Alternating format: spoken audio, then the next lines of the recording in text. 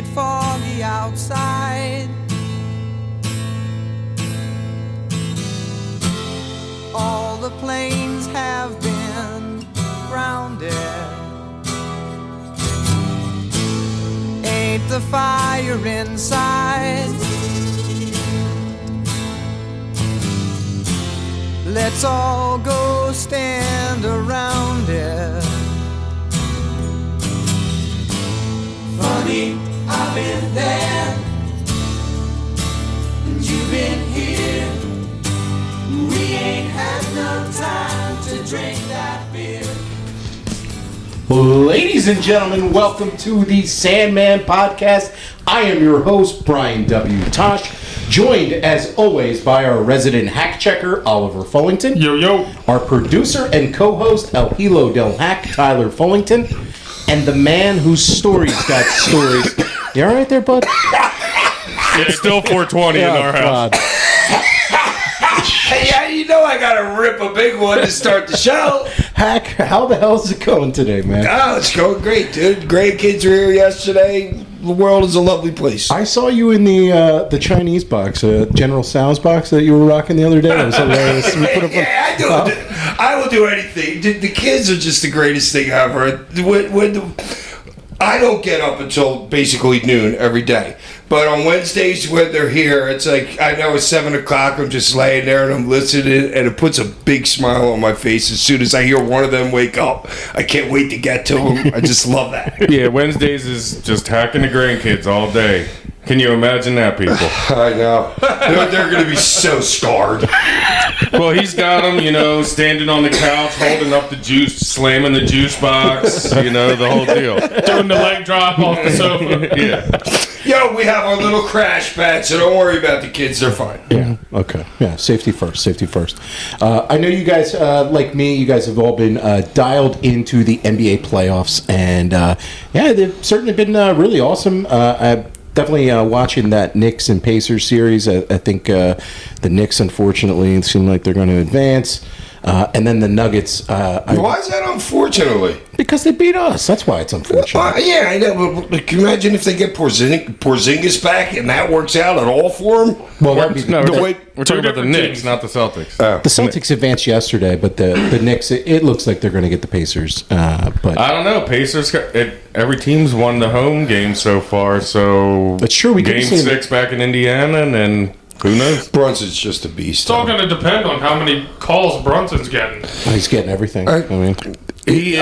I don't care. I mean, I don't care. The dude's playing like Michael he's Jordan. scoring 40, scoring 40, scoring 40. But when you get the jump back into the player call, I mean, okay, but the dude's straight balling out. But a lot of them, they're also end ones too. Like he's on an incredible run right now. He really is. I have to give him credit. I hate it because he just torched us, but he's on an incredible run right now. And especially with the injury he's dealing with too. He's not 100%. I mean, not too many people are this time of year, but he's also playing. He's clearly injuries. Dealing with something. Oh yeah, absolutely. Yeah. And the Garden's rocking. So I mean, it is cool to see New York being happy. I guess a little bit, but I mean, it's good for the NBA to be for the Knicks to be good. I mean, it's unfortunate they beat us, but it's better for the NBA if the Knicks are good. And they want New York, Boston, Eastern Conference Finals. Absolutely. I'm killing myself. I said it after the Nuggets went down 0-2. I could have got them to 16-1 to win the NBA title. Scared money don't make money. I didn't put any money on them, but the Nuggets are looking like they're back, and Jokic is just being Jokic. I got the Wolves tonight, baby. Oh, okay. How many injuries does Jokic have right now? He's hurting all over the place. Yeah, I mean, well, everybody is this time of year. Is Luka's hurt? I mean, literally all the stars. What's in that pen over there? No, they said the other night before the game started that he's dealing with this ankle, this left knee. You're talking about Luka. Yeah, I think you're That's mixing what I thought we were talking about. Jokic. Not to be confused with Doncic. All these European white guys don't look like that. All right, well, I need a whiteboard or something to keep up with you guys in the NBA here. Because names, teams, blah, blah, blah. Well, get on it. All right. I just know I've been killing it betting. So I do have to take it back to the Sixers here a bit, guys. So every time, it's been like the story of the last 7 years or so. When we get eliminated from the playoffs, we try to cook up a team for next year. Chapter. So, in directions of what you want the Sixers to do in the offseason, we have a lot of options, right? They're going to have a ton of cap space with Tobias's deal up. They could go in a lot of directions. Yeah, There's a lot of guys out there. Go ahead, Ollie. What do you I got? would take Bronny James in the first Yes. round if it meant getting LeBron. Number one overall. If it meant LeBron. What do we got to do to get him? So- It's like, how many deals do we got to make to get down there? So, I think we have the 17th pick in the first round. I'm taking Bronny with that pick. If it means Bronny's getting going to LeBron. be gone before then. Atlanta's going to take him. Wow, you're calling it. You think Bron is a first round pick? No.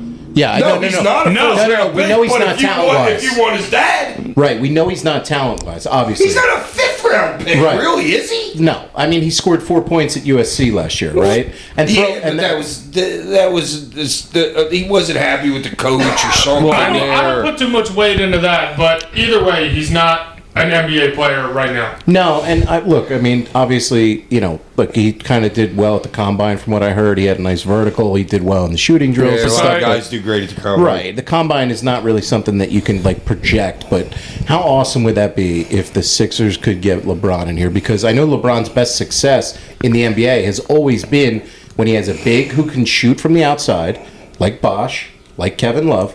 And when he has a guard that can take a lot of the scoring burden from him, like Wade and Kyrie did, I think it's a perfect mix. I would love to see it happen. I don't think it's going to happen, but that would be my dream as well. And for people saying oh, you don't take Bronny in the first round, this, that, and the other thing, I'm considering. Look at it this way: Would you trade your first round pick to the Lakers for LeBron? Of course. That's basically what you're doing In this draft, too. Yeah.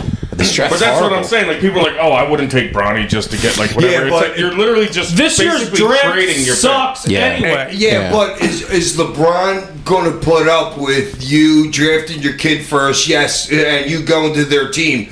But is LeBron going to want him to be one of your 12?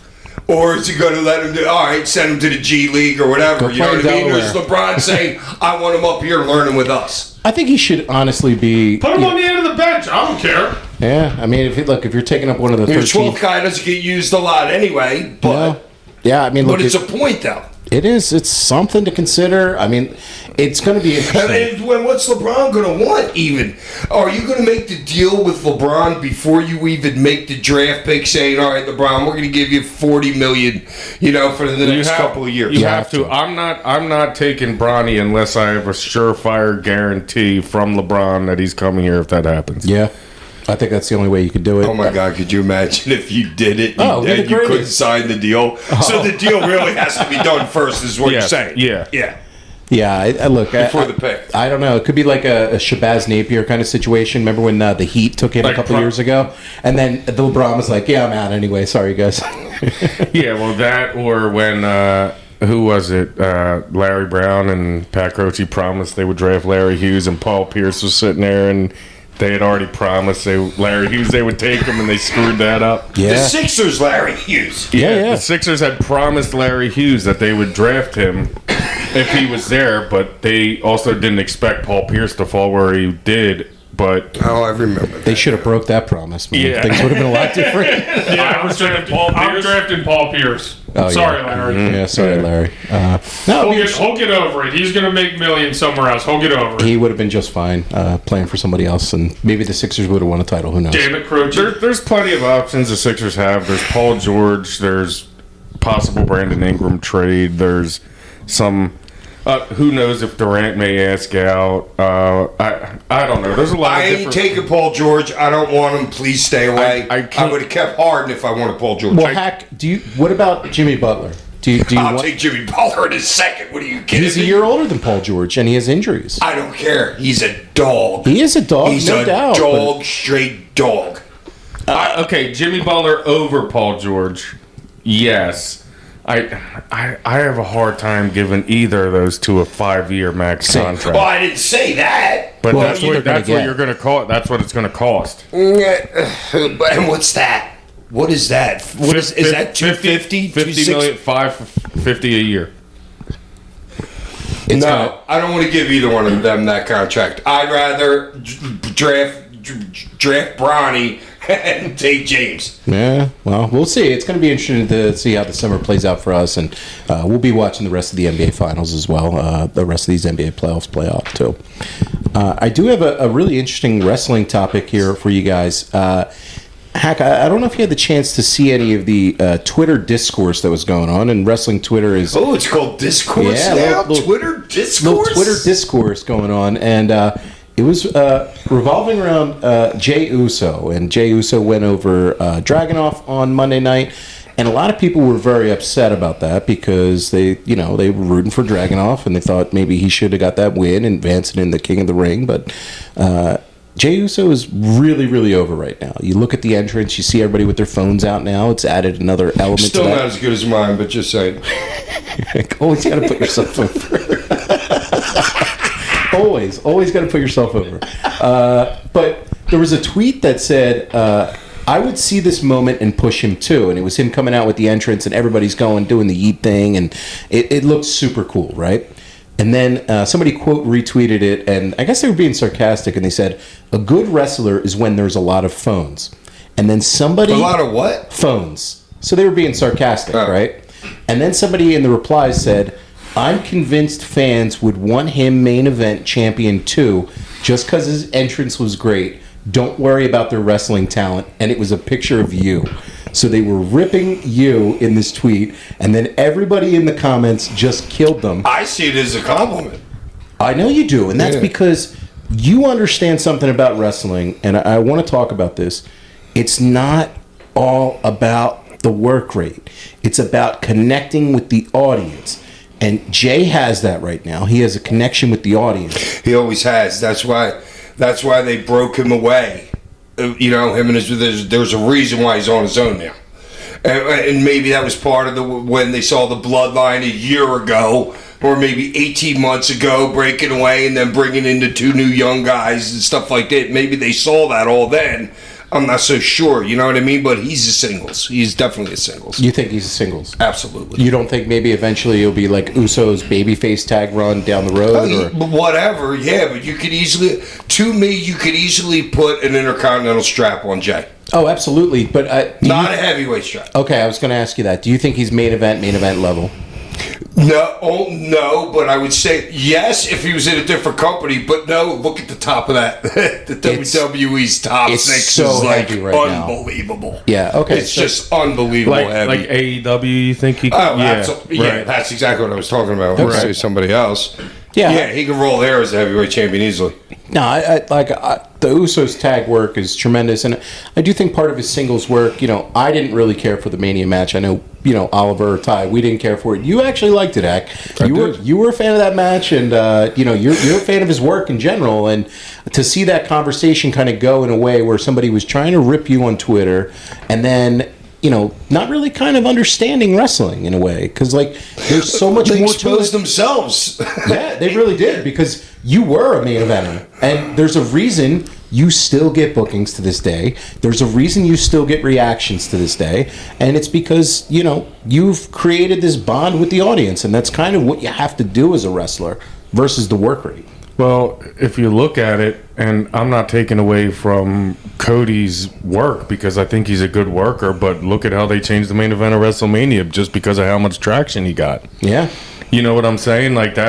He was getting over so much, and so many people were just invested in the character and in the story that they changed it to put the belt on him. Not to say that his work's not good enough, but that's just another more recent prime example.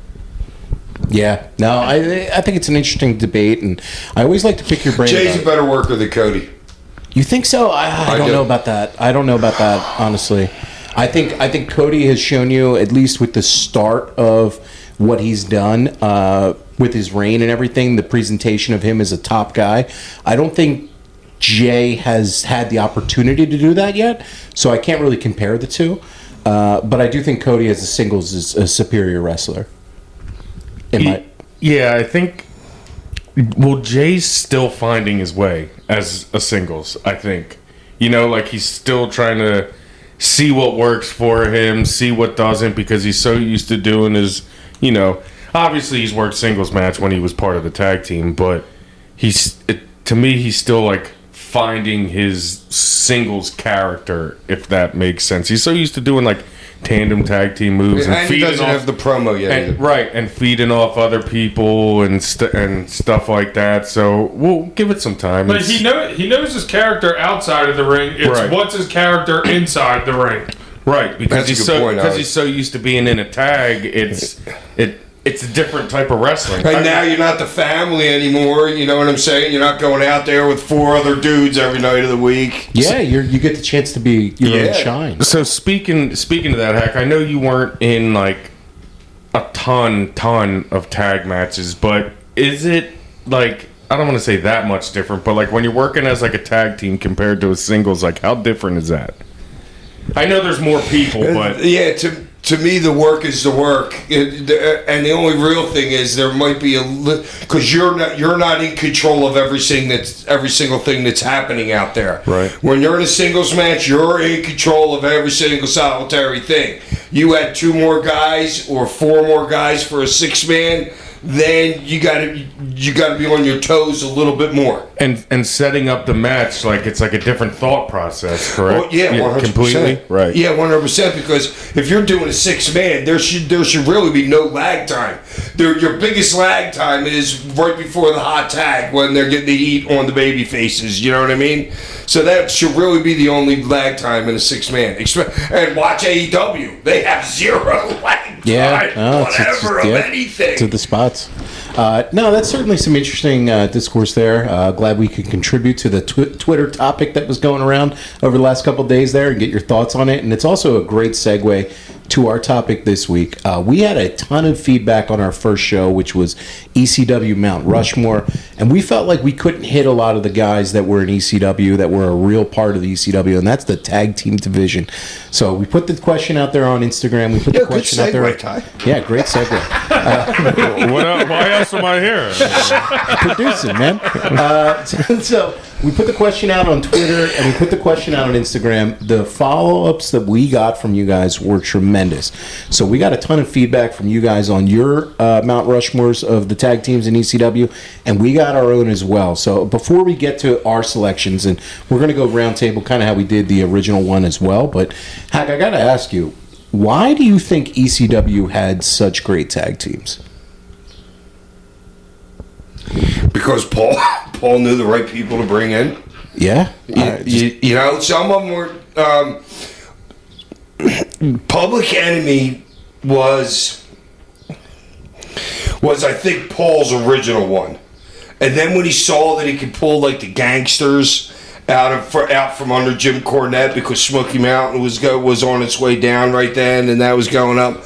I'm not sure about where the Eliminators came from, and the Dudleys were or ECW organic also. Yeah, but like creating those teams and finding out when guys have chemistry together, is that just Paul having just? Most of them don't. Yeah, most of them don't have chemistry. All right, I was thinking about this afternoon. Johnny Grudge, Ted Petty, Rocco Rock, and Johnny Grudge. Johnny Grudge was just a screw up. You know what I mean? And Teddy could work anywhere on the planet back in those days. So Teddy ends up being he's got to pay attention to what Johnny's doing, get him to the show because Johnny's doing handfuls of. I've seen the guy take 20 Xanax at once and still be up for a day. It's just incredible stuff that then the drugs we used to do. But you take who was the other one that I was going to say? Hawk, Road Warrior. One was a big screw up, and one was doing the business side. You know what I mean? So you could still be great in the ring, but to me, a lot of the great ones have had a division amongst themselves. Is that why Paul put you with Chili Willy to watch over you? I don't know. Was I in a tag with Chili Willy? Yeah, you and Chili Willy towards Who the did end we of work? ECW. You were involved in that ECW tag team tournament towards the end of ECW. So you don't even remember this. No idea. Okay. No idea, but it's a good point. It could be kumbaya. Like the Eliminators, there was no problem between them. The Gangsters, there was no problem between them.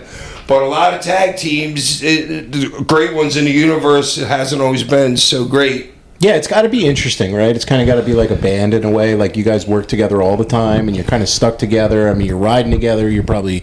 It's got to be a lot. Can to be you imagine not being a partier and having to deal with like me or like Hawk on the road? No. It would drive you insane. You would want to. You'd be like, no, I want to get rid of this guy. I can't get rid of this guy because I'm making so much damn money with him. God damn it! Are you going to wake up so we can get to the show? That's the kind of how it is.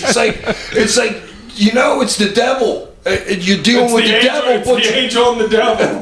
but you're working for the dollar sign. Yeah? Was this a conversation Scorpio had with you? I know. He said, "Hack." He goes, "I'm so sorry that I made you carry us for so long when we had every single belt in the company." So he has apologized to me for carrying him. Oh, well, that's very nice of him to atone Thank for you, that. Scorp. Thank you, Hootie-hoo. Scorp. Let's get into it, man, because you just named a ton of them, Hack, but I mean, we have a lot on our lists and stuff, so I'm going to kick it off with you, Oliver. We're going to just name your first one, and I'm sure if we Does all this have them, to be number one or one of the four? one of the four. So just name one of your four, and we'll go around. If we also have them, we'll agree, and then we'll kind of break down some of their accomplishments and talk about why you had them as well. So first one up for you, Oliver. The Dudleys. Yeah, It's a no question. It's a no-brainer. It was my first pick. No really thought into it. Thought. Yeah, I mean it was an easy one. Certainly was. I just had to have the Dudley Boys. There was no question about it. Hack, you have the Dudleys? Of course. Yeah, you gotta have the Dudleys. I mean, They're the most obvious number one there is. yeah. It was way easier number one to me for the tag team than it was for individuals. Absolutely. I mean, I would agree. So we have them as 8-time tag champ for ECW. I would thought more. Their runs consisted of 2 29-day runs, a 34-day, a 37-day, an 8-day, a 92-day, and so twice. Wait a minute, I'm trying to do the numbers in my head. Hold on, I got it. Okay, good. So, and twice one day, but one of them was actually the same night. I'm gonna bury Bubba tomorrow with these stats. I can't wait. So only one time was it over 37 days of a run, and that was the 92 day. Okay. Out of their 8, and for a total of 230-day total reign. Those losers, they're out of my number one totally now. Public Enemy, you're in. So and they were there for 3 years and 4 months. that's awesome. Oh, okay. All right. Now, that's like a baseball stat sometimes. You know how they can be misleading, but when you say 8 times, the most one was the 90, and then everything else less than 40. But then when you realize that they're only there for 450 days, yeah, what's then interesting? that makes a big difference. And I thought they were there for That's longer. why I wanted to bring that all into Yeah, perspective. good job. Well, the Dudleys themselves were, because you had Dudley, you had Big Dick Dudley, you had Snot Dudley, you had all these other Dudleys. Dancing with Dudley. Dancing with Dudley, Sign Guy. Lou was the best. And all then- those signs he came up with himself. He was awesome with You those had signs. Chubby Dudley, I think, was another Chubby one. was Yeah, there. Chubby. So you had all these guys that came in before Bubba, and then even before Devon. So then when they got together, which I think was 96, is when Bubba and Devon first started tagging. Pretty sure. Yeah. Wait, so nobody even mentioned Spike? No, we didn't even mention Spike, which Spike came in. So wait, who were the original two? Is Big Dick has Big to be Dick one is of the one of them. original? And who was the other original tag? I want to say Dances I was with going to Dudley. say Dances with Dudley. but it's not Dudley. I wanted to Because say. Dances with Dudley was around a lot back then. Okay, early. so I got it here. It's actually Dudley was the first. Dudley, Big Dick Dudley, and Can it Snot just- Dudley. I remember the Dudley dude, but he was gone. And it seemed like all the other guys came in, and then he was out of there. Yeah, those were the first original 3 members of the Dudley Boys. So a lot of people don't know the Dudley history. I know that they were loosely based off the Hanson brothers from Slapshot. I don't know. I think a little bit more than loosely. Yeah, a little bit more than loosely, but yeah, that was, like just a really cool gimmick. I always loved how they were all different and everything, and obviously, No, dude, the best was Bubba Ray, because Bubba's a strong human being, you know what I mean? He's early in the wrestling business, so he knows he has a place in the wrestling business. But and he's like a man's man, Bubba, you know what I mean? And so for him to like Paulie say, listen, I want you to be the stuttering idiot out there. But I gotta hand it to him. You know what I mean? For just be willing to do that and just believe in what the guy's telling you, and it'll get over. And in 3 years, what did he turn into? He went into he went from a stuttering moron into creating a riot almost every single night he went to the ring. Yeah, we talked about it last week on last week's episode in Seinfeld. That was pretty much what the Dudleys were doing from like 97 through 98, is just like those really heated promos. Joel Gertner, Sign Guy, them, and they were just really getting the crowd into a fever pitch and saying the most insane things you've ever heard to the audience. Dude, the best clip I've probably seen of them doing something like that is when they were doing the 10 bell salute for Rick Rude. And somebody said something during like this, like while the 10 bells were going off, and Bubba fucking lost it. Yeah, I've seen it before. And then Paul comes out and goes, "Hey, here's double your money back. Get the fuck out of here!"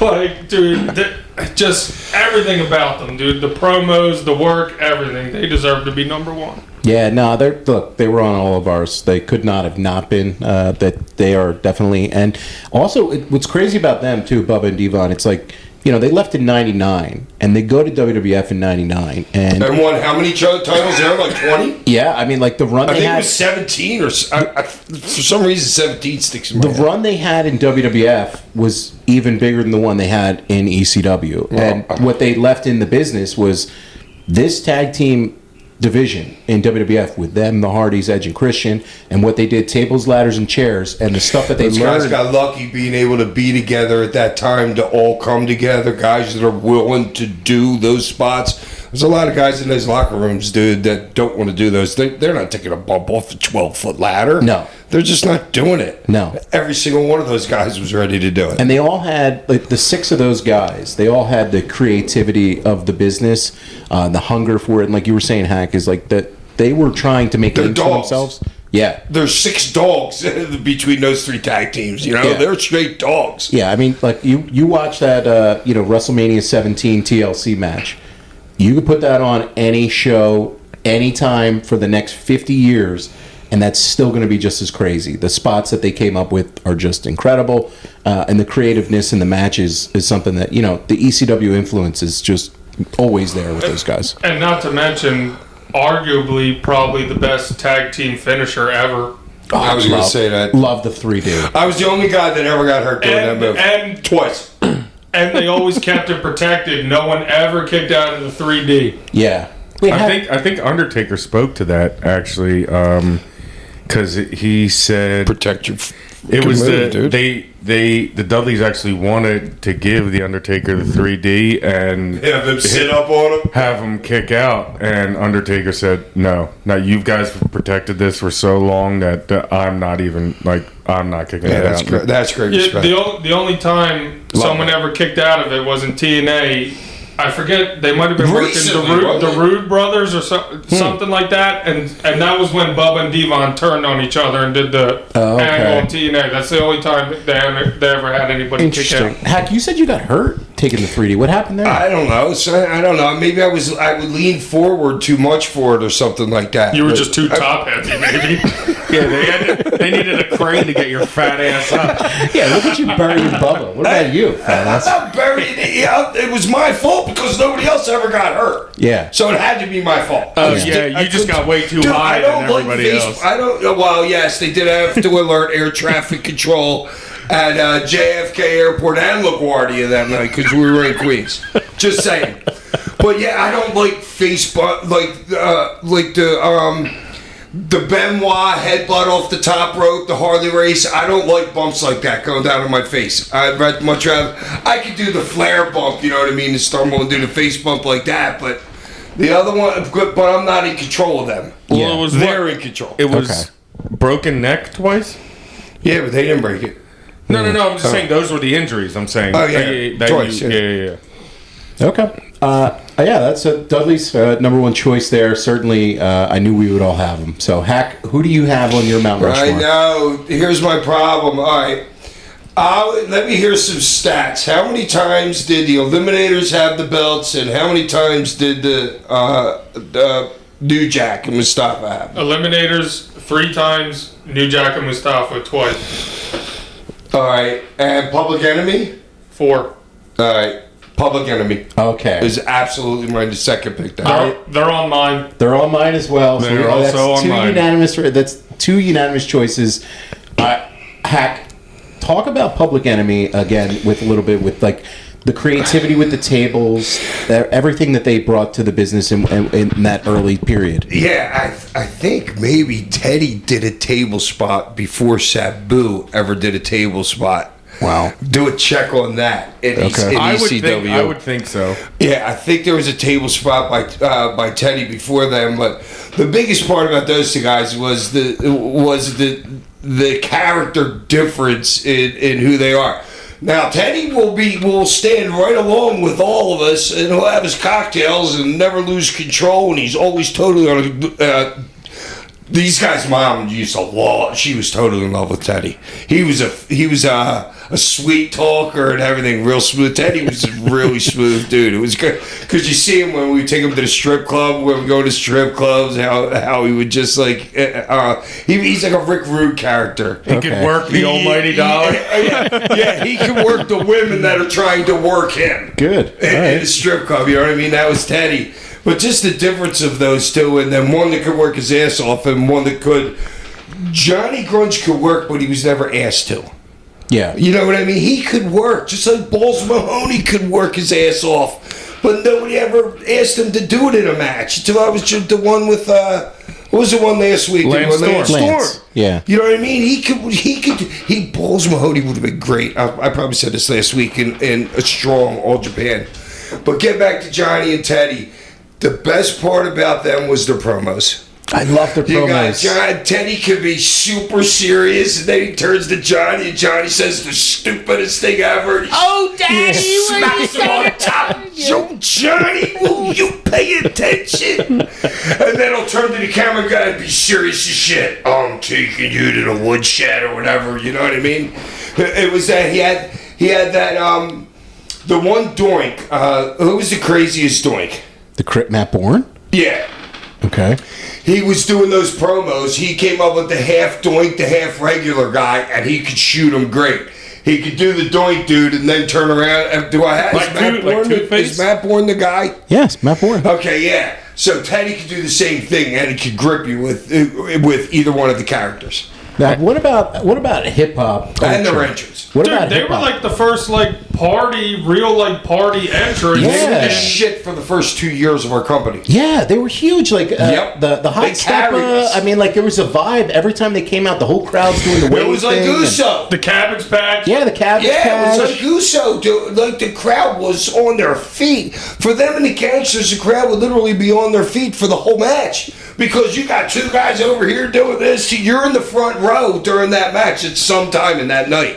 I don't care if you're 10 rows deep. You're going to be in the front row at some point. And what about the infamous when they bring all the fans in the ring and then the ring collapses? Florida. So were We're you lucky somebody didn't get maimed. Dude, how many guys were in the ring? You think fans were in that ring? I would say probably close to like 80. Okay, so 80 people in the ring. Jumping. Jumping. Now here's the thing. You could get 30,000 people on the Walt Whitman Bridge walking across it. But you can't have them marching across it. Because if you march on a bridge, that gets its sway and they will collapse. Same thing in the ring. They all could have stood there, but they were all jumping up and down. And that's what made it go over. And Hack checked that one about marching over a bridge. A couple of them collapsed in World War II. Germany actually did it. Okay, I was going to say Sandman Architecture LLC. Yeah. Don't even think about it. We already got it stamped. That's a little bit of my engineering degree in me, too. Well, not only that, it was those two, Terry Funk and, was it Cactus? That wasn't when everybody threw the chairs in the ring? Yeah. There was Cactus, Terry, and those two. Mm-hmm. When Terry asked for a chair, somebody threw one in, and then the whole freaking building just started throwing the chairs in. I'm pretty sure that was Tampa Bay. That's crazy. Those moments that were obviously not like pre-planned, and I know like the fans could feel that, and that was part of the thing with ECW is like you never really knew what you were going to get. Even if you knew where like some of the booking was going and the characters, you really didn't know what was going to happen on these shows. And moments like that, you can't replicate or duplicate. They're just like amazing moments in time. Well, the ring breaking, like we just talked about, and all the chairs going in the ring, like WWE would play those videos, like referring to ECW and going back in time and everything like that. So They would? yeah, like on little like video runs about talking about ECW All and the other time. stuff. Like they The would Public have. Enemy is always shown. Yep. Always shown on And those. so they are Johnny Teddy. four-time tag team champions. I don't have each of their title reign broken down by time, but they are 369 total day run. So 169 more than the Dudleys, even though they were four-time champs more. How long in the company?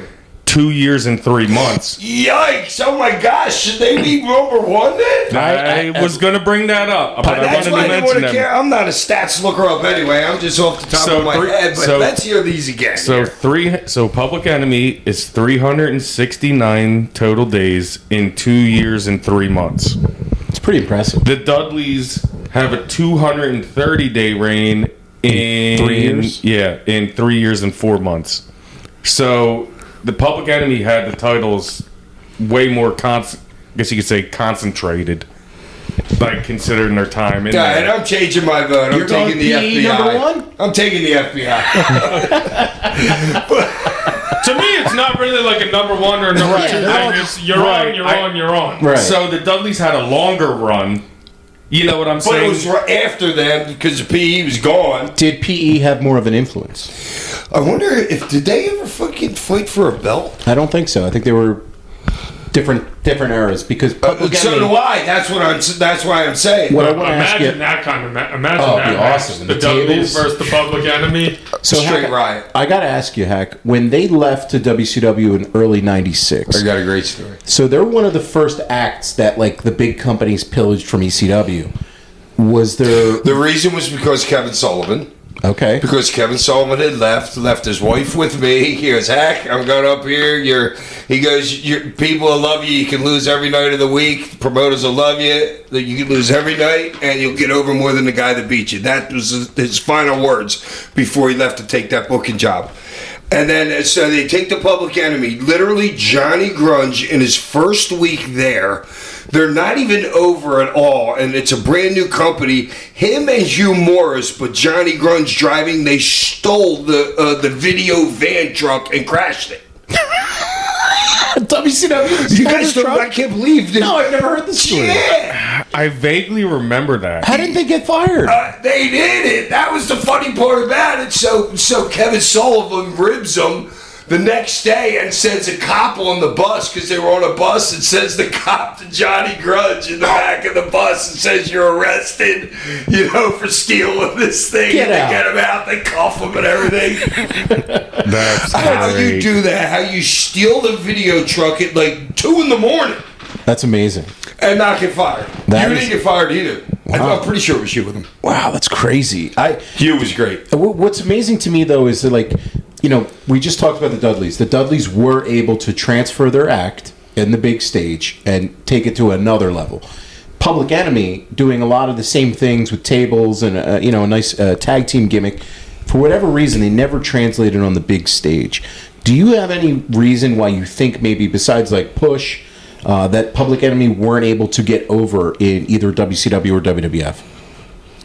They were more suited for WWF. Was it WWF then in '96? No, No, it was still it's WWF. Okay, but they were much more suited for that company than for WCW. Okay, they didn't seem to work in either, and they kind of just bounced around. It was like they peaked in '95 with Paul's booking, and do you think that was? Oh, you're saying money? Huh? Well, they got paid. Or No, do you think it had to do with things like Johnny Grunge stealing a fucking video truck. I mean, you're not going to fire the guy, and you're not going to give him the tag straps in the next 6 months. Well, that's what I'm saying. Do you think like them doing things like that is what could have held it back versus? But also look at who the other were the Harlem Steiners. Heat, the Steiners, you know, those kind of teams. You got some But that's big not old gonna, boys. But that's not going to stop you from getting over with the crowd. Well, no, but I'm talking Yeah, about but just it'll as far as the bosses putting you on They screen. could book you. Yeah, and they the could other book you a guys that certain are way. working with you willing to put your shit over. Okay, so you're saying they're... Well, I mean, if they don't want to put the Public Enemy over, you think the Steiners or Harlem Heat are selling anything that they want to do? Right. Yeah. No. It's a different environment, and you probably Exactly. didn't. They probably couldn't rely on their brawling and the hardcore elements because we're talking '96 And here. they weren't packaged right. You have to package them right. They got to come out as a big party, Right. Not before wrestlers, Right. You know what I'm Yeah, saying? you should have had them come out to like jump around or something. Yeah. They needed to be packaged differently. Yeah, it's interesting to me on some of the acts in ECW where, you know, you're one of them yourself, where your best stuff was in ECW because you were allowed to be this presentation. And when you went to the big leagues, it wasn't the same presentation. The whole problem No, with Hack, you're the wrong whole there. problem with Hack was the song. What are you Well, saying? you're wrong there. Kevin Nash let me go out and take over the show my first night in there, and then they put me and Bam Bam, or me Bam Bam and Knobs, or me Bam Bam Knobs and Raven for 10 weeks straight. They put us on at 9:00 at night. Yeah, no, I'm not saying you didn't That's get not being buried at all. No, And all hardcore matches. No, I'm not saying you didn't get like an opportunity, but it just wasn't Well, the no, same there was Sandman there was package. glass ceiling there. Yeah, then. and it wasn't- Oh my God, no! You were never getting above like that. Right. Like you weren't allowed to have the presentation that you were in ECW. They took away certain elements of your character, and the next thing you know, you're not as over. So it's tough Boy, to. we sat down with Bischoff when I signed my contract. Literally, we went to lunch. He drove. Nice. We went into the restaurant. He ordered a mushroom burger, and I'm not even looking at the freaking menu. I'm like, yeah, whatever he's got. Like 5 minutes later, he's like, I gotta go back to the office. He gets a call from somebody. He's like, I gotta go back to the office. What do you want? I said, I want $300,000 a year and an escalator like 325, 350. He goes, I'll give you. He goes, because he knew I wanted to leave because I went to Diamond Dallas Page and said, get me a freaking job in this company with this dude, and Diamond had it done in less than 48 hours. And he knew I was there, and I wanted to jump ship immediately. He goes, if I got to go over 250, now I don't know if this is true or not, but if he's a businessman, I wouldn't blame him for saying this. He goes, anything over 250, I got to get cleared.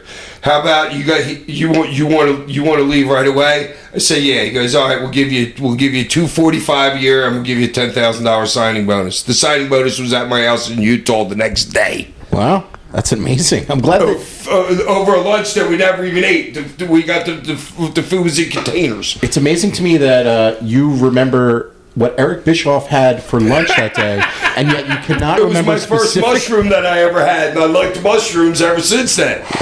Because a mushroom, if you cook a mushroom right, it tastes like a steak. I've had portobello mushrooms. Hack. Yeah, but I had never had one at that point. Your first non-psychedelic mushroom. That's true. Yeah, because I had done some in Dayton literally the month before. The night before Those weren't on a burger. the weekend that I quit, I was doing ecstasy mushrooms. Those were on a cow patty. Yes. Did you talk about that with Eazy-E over the mushroom burger? No. No, you kind of left that out on the job interview, huh? All right. Hack, one final question dealing with Public Enemy. Is there still heat between you and Rocco Rock because he whooped your ass in the dance-off that one time in the ring? Yeah, big heat. Dude, I can't wait to meet him at the pearly freaking gates, and I will dance him into the dirt. If there is dirt up there. Rest in I peace. will. He's more of a slow motion. I see Teddy out on the dance floor. Rest in peace, Johnny Grunge. Rest in peace, Rocco Rock. Love you Boy. two guys. Just absolute legendary tag team, and definitely a really, really integral part of ECW, especially the early part of ECW. All right, Ty, you're up here. Who do you got for your Mount Rushmore? It's starting to get, where I think some of us have this, but we're starting to get to the non-so-obvious, obviously, after No, Public we all Enemy and have the Dudley's. same one that you got next. We have to. The Eliminators? Yeah. Yeah, I got the Eliminators as well. This is I don't have them on mine. All right, so that's we got our first. Gasp. Yeah, what Ty? Talk about why you picked the Eliminators then. Okay, so you have. I'll give you their stats to start off there. Did you know the stats before in your mind, or did you make up your mind after you saw the stats? No, so they were on my radar, obviously, Sure. just thinking and watching their work and what they've done in ECW, and then after going over all the stats, it almost just kind of solidified it for me as far as number 3. So they are 3-time tag champ, and they have a total reign of 335 days in only a year and 10 months of work. That's pretty impressive. So if you compare the Public Enemy 369 total day to 2 years and 3 months, and the Eliminators 335 total days in 1 year and 10 months. Dude, how were the Eliminators only there for 2 years? Not even 2 years. I would have bet 20 to 1 that's not correct. They feel like they were there longer, but they way were. longer. I'm going off of CageMatch.com statistics. Okay, so Perry left with didn't Perry go? Did he go to WCW with Benoit Malenko? No, he went with Raven in '97. Oh, right before I went there. Mm-hmm. You went there. Oh, You went there in that's late when he started '98. wearing the kilt. Yeah, Okay. well, a little bit later, but he went there originally with Raven. That was like a big pillage. A bunch of guys left at that time. Dude, I didn't even know he was there when I was at W. I never saw him there. I don't remember. I mean, I'm an idiot, but I don't remember seeing him. Do you remember him on any of my matches? Like he wasn't on the pay-per-view. He was in tag he was matches. part of Raven's Yes, he was. flock. He was in a tag match with Raven. and then Remember? We covered it. okay, Yeah. No, but so the Eliminators were again kind of similar in that like they were an ECW act that kind of like presented an ECW, and you're like, whoa, these guys are like the next big thing. And then I know Cronus didn't get really a chance to go with Perry to WCW, which I want to ask you about in a minute. But like, I don't know how, but do you think like they would have worked on a big level if the Eliminators were allowed to go hack to WCW or WWF, or like because their work was very very spotty, and it was a lot of big spots, and like I can't imagine WCW. But you have to understand something. Look at who they're working with. You're not going to do a MML match with the Eliminators and the Dudleys, or the Eliminators and the Public Enemy. You know what I'm saying? That's the way the match is going to roll. Yeah. It's not going to be a spot match. Okay, and then RVD and Sabu. I mean, like that's a ton of spots though. Well, I could talk about them later. To me, the Eliminators, like Perry did great technical work, obviously, and then Cronus being a big dude, the way he could move and do some of the spots that he did, they were like, Yeah, he was a gymnast. yeah. He could do like a floor exercise. Yeah, like I knew floor that. exercise. Yeah, I knew that. It was like a perfect marriage between like hardcore and I don't even know what the other word is for, like I guess high spot, type wrestling, but it was like a great mix for them and a good contrast. But I mean, they worked with a ton of people. They were only there, like I said, for just under 2 years, but to have a 335-day title reign, and I mean, they had some really good matches. Were they the first ECW champs that actually wore wrestling gear? I mean, think about it. He didn't wear it. Nope. Who was the other people we were talking about? Didn't wear it. Dudley's didn't wear wrestling gear. No. What do you No. mean, the gangsters? Gangsters Yeah. didn't wear. Jack always had a singlet on underneath all his other stuff. Yeah. But Yeah, they actually got their start as a tag team down in Memphis in the USWA. They came in together with Killer Kowalski as their trainer, and then kind of worked a lot down in Memphis, and then also for well, USWA was dead then. it was Because but I was that's- there when it died. They were there. I like, killed the company. I worked on top with Law, and the company finally went on 100 years in the business. They put me on top, and the company's dead. they were also in That was 91. in War in Japan, and then they came to ECW in '95. So a very short Much run. more suited for Japanese. Yeah, I think that- Perry especially. Yeah, it's interesting. Like if they had stayed in ECW, how different their career would have played out, maybe. But I do want to ask when Saturn left, Why didn't Cronus go with him? Like, what do you remember about that? Or? Saturn was more the businessman. Saturn was the boss of their like tag team. Like if you think about it, if you're a tag team in the business, you know what I mean. Somebody's your spokesperson. Like Rocco Rock was the spokesperson. Booker T was the spokesperson. Scott was the spokesperson for the Steiners. You know, everybody had their spokesperson. And if there wasn't, if there was a lateral move that was going to be made, you know, he was going to do it on his own without him or not. Okay, so I mean, it's kind of unfortunate. It's business. It's business, but he kind of left him hanging. I know Saturn had like a really bad knee injury for you guys, and that's kind of when he like went to WCW and started negotiating. He probably started seeing the writing on the wall about ECW a little bit and was probably looking out for his future. But I'm kind of if you're not looking out for your future, you're an idiot. Yeah. Like sometimes when people say that, it's like there's a bad connotation to it. You know what I'm saying? Hey, if you're looking out for your family, you're looking out for your family. Sorry, dude. Business is business. We ain't partners anymore. I'm going here to get paid 9 times the money. Yeah, and the checks were good. So, Yeah. I mean, I can't certainly blame him for that. But Cronus did have a little bit of a run with New Jack later as the Gangsta Natives. Definitely a cool tag team. Well, yeah, because once Mustafa went AWOL, he was smoking pencil shavings. Literally. I told you guys that story, right? I know that. So, hold on. He came up to me with a bag of pencil shavings and like another bag with potpourri in it. He was on the potpourri shit before all the kids are on it now. That's making them all like zombies. All right, shout out to Mustafa for Yeah, starting the shouts potpourri out sauce for or introducing whatever. potpourri for everyone. Yeah, dude. The one day he was smoking the pencil shavings and the bath salts. He was naked outside the 23 and 23rd Street and Oregon. Okay. At that round hotel that we used to be at. Yeah. Travel It might have Lodge? been the same night I met Michael. Was it Michael Spinks that asked me for a pack of smokes? Michael Spinks, the boxer? Yeah, he was a homeless person. Oh, No, God. Leon Spinks. Leon Spinks. It was Okay, yeah. Leon.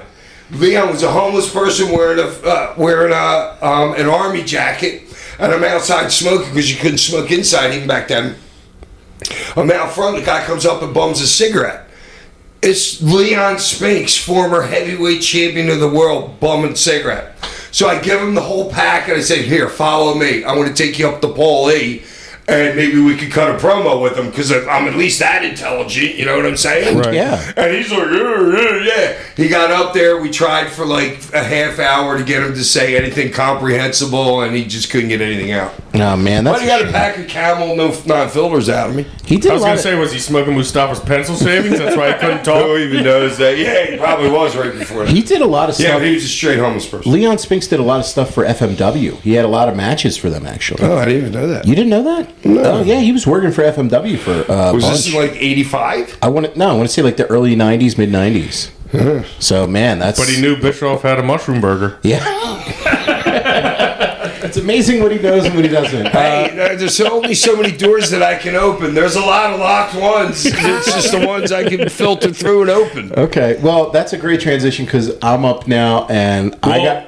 Well, hold on. What We all have 3, right? Well, no, and wait, Ollie did not have the eliminators. Ollie did not, and so I'm going to go with... Now, it's All my right, turn. how do we go? Yeah, we It's go my- to you it- first it's- before we it's- go to it- For the 4, okay. So this is my 4th team. I'll be done. at Drum this roll, point. please. Drum roll, please. I'm going with the Gangsters. I got the Gangsters. I got the Gangsters on my list. I got the gangsters. You got the Gangsters. Hack. Are you on VD Sabu? Is that the way You'll you're have to wait. You'll have to wait. Okay, hey, they're right there with me. Is the But they gangs- weren't enough there long enough. Is the Gangsters your 4th? Absolutely. Yeah. I do not have the Gangsters. You do not have the Gangsters. Okay. What? And do those two have... All right, Tosh, do I'm you done. think... I'm all done. I know, My but do four are done. those two have the same ones that we don't? I think maybe one or not. It was cool All about right. this. So I'll tell you why I picked the Gangsters. Just everything about them. The Natural Born Killers music, the promos, the spots, the weapons that New Jack and Mustafa would bring to the ring were always unique and different. Their matches, again, they're not 5 stars. Whatever. They were a great time. And I said this last week, and I'll say it again. don't watch ECW on Peacock. Find a way to steal it online and listen to the music, because you need to hear Natural Born Killers playing when New Jack and the Gangsters are in the ring. It's just not the same without it, and I always love disagree with that. You hated it. Jack and Paul, because I wanted them to hear the impact of what they're doing. Jack wasn't pulling anything, dude. I can imagine. He's hitting you as absolutely as hard, because that's what we do. That's actually a great point, Hack. I never really thought about that. You know what I'm saying? So I wanted them to feel the impact, but Paul and New Jack felt totally different. Paul's like, no, let that music play. I love when And the it's music plays. literally like a 12-minute party. I was going to say, it played throughout the Straight entirety of party. them being out there. Like it's Party. Like it's just on loop. Like, And you don't even know it's looping. No. You know what I mean? And for back in them days, that was hard. I just like, again, like, do I think that It was they a had party. Yeah, do I was a think that they had 15-minute like party. many like what I would consider to be like great wrestling matches? No, but I don't think It's that EC matters. Dub. It's EC Dub, and they were awesome. So I love New Jack. I almost included New Jack on my ECW Mount Rushmore. He just couldn't cut it. But I like, to me, New Jack personified Well, that ECW. just shows what a loser you are.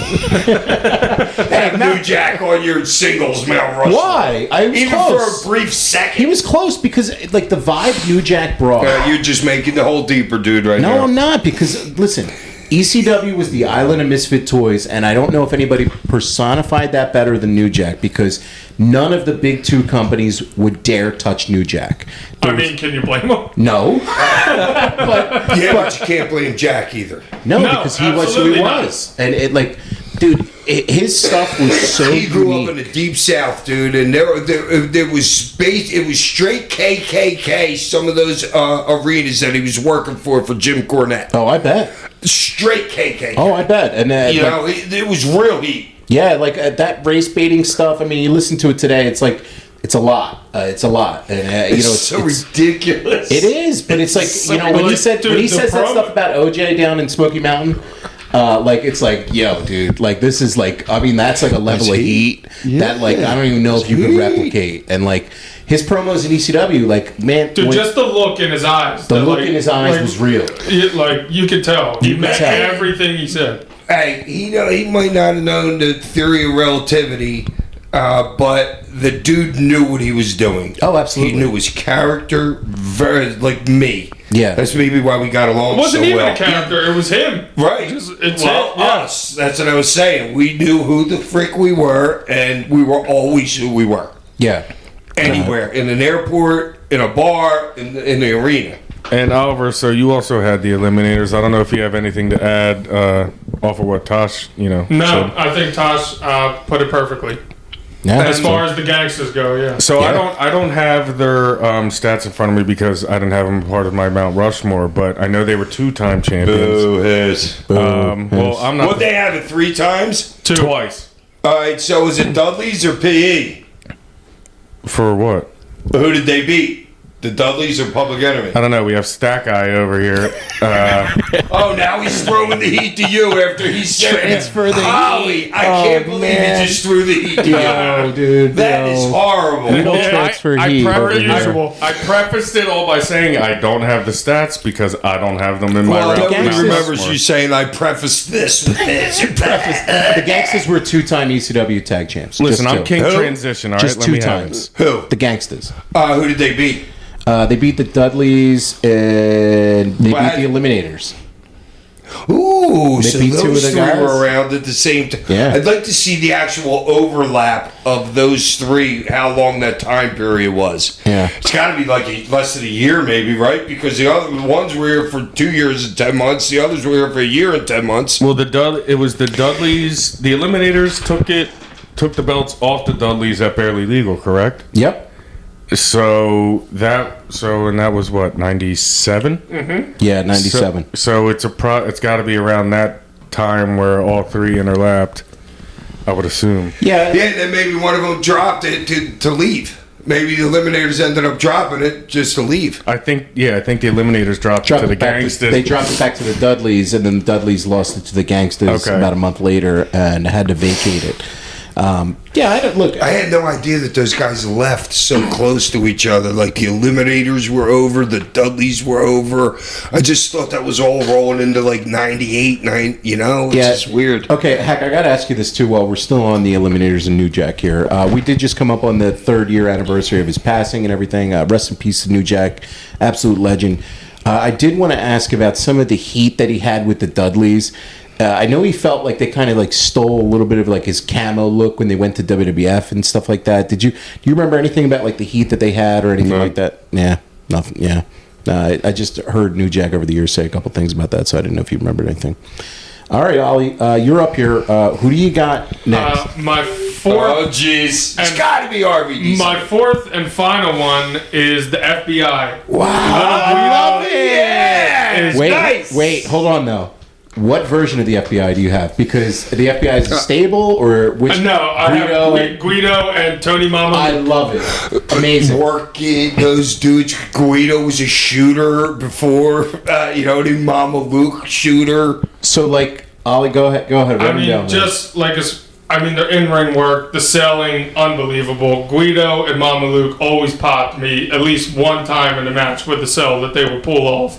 And just another big, like, they were heels, but the crowd kind of loved them in a way, too. And another big group, just like the Dudleys, you have Big Sal, Tracy Smut. God, Tracy, how good was he? Dude. I mean, on our Instagram. Push it away, Jason. Push it away. JT Smith. I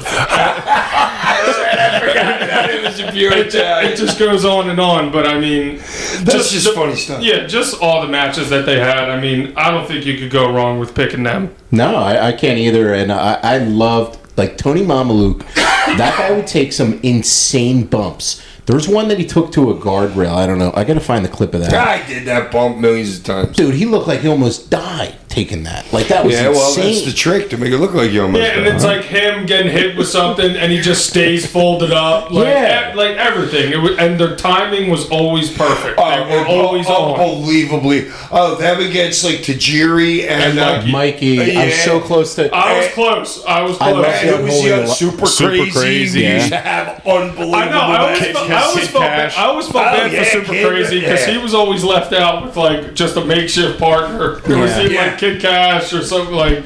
I mean, his work, he could stand by himself. Those like latter day ECW, like the 99 2000 era of ECW, where it was kind of things were going downhill for the company. The work that those guys would all still put together.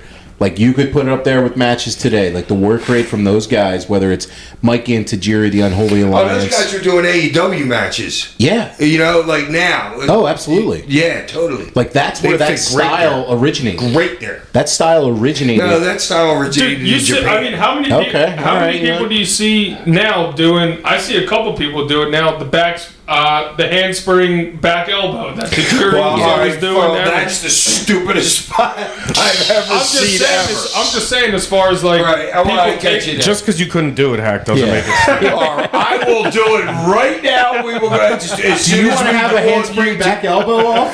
Yes, we'll do that. Fall into the fetal position, get up, and run back to starting point. I bet you I can do it in 9.45 seconds. We'll get this on our Instagram. Yeah, 945. Yeah, of course. All right, so yeah, the FBI, absolutely. I think it's a great choice. Hack, who do you got on for yours? Because we got 3 for you. We got to get your 4th choice here now. I thought Hack was the Gangsters with you. I'm already in. Yeah, that's 3, right? That was his 4. That was all 4. I'm sorry, that was all 4 for you. So okay. you the FBI was right under that, and then RVD and Sabu, but just because they didn't spend enough matches together. Yeah, like obviously RVD and Sabu, the work that they did, and like they were amazing as a tag team. It's just to me, those two are just so strong as singles guys. It's just I don't think of them as a tag team, even though I know that they were a tag team. Yeah, so that's like the distinction of why I didn't have them on mine. But obviously, I think they did that for a reason. For going into the. All right, I just watched this a little while ago. Well, I think they weren't they like kind of going at each other as partners. All right, here we go. Yeah, until he shook his hand. There was an interference in the match, and Candido came out and started. It was last week's show that we watched. Yeah, Mushroom Burger. Yeah. Bro, Hannah. You can see the look that If you Hackett guys gives can me see right the now. little- Just so you know, I'm never talking to any of you again. Just saying. What were you saying? I forget what I was Promising to hurt your feelings. That's hack safe. No, that's well, hack, where that's it's- hack safe word. No, mushroom that was- burger.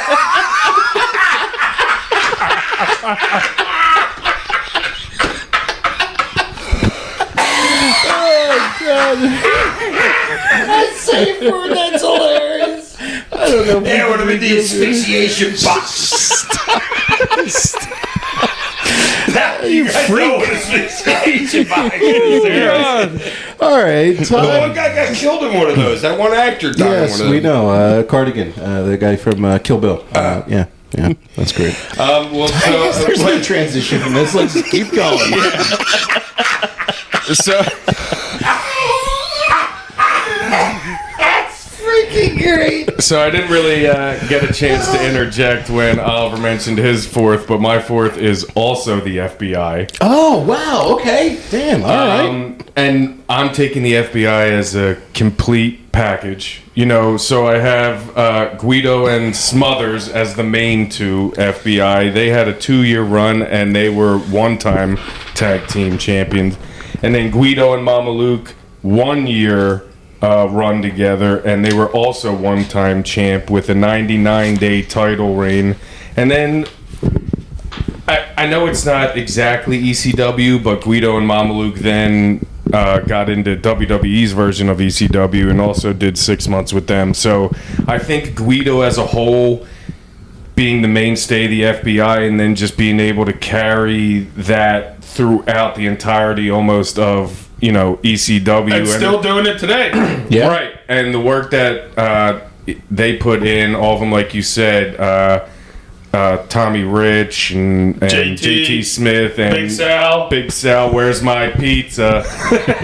That, you know, that whole gimmick and everything. I mean, they were so over. They might not have the accolades as some of the other champions, but they could work anybody at any time. I mean, you see New Jack hitting Guido with a guitar, like Guido's in there doing whatever. Like, I remember even those guys against like Chris Hamrick and Julio De Niro. Yep. Amazing. And Doring, Nova. Doring, Roadkill. Those guys would have great God, Doring and matches. Roadkill were so fun to watch. Yeah, I wish they- they were together long. They Like, were another one that for me, it's like, you know, they didn't really have the run to make it. For Yeah, that's because Roadkill would kill you.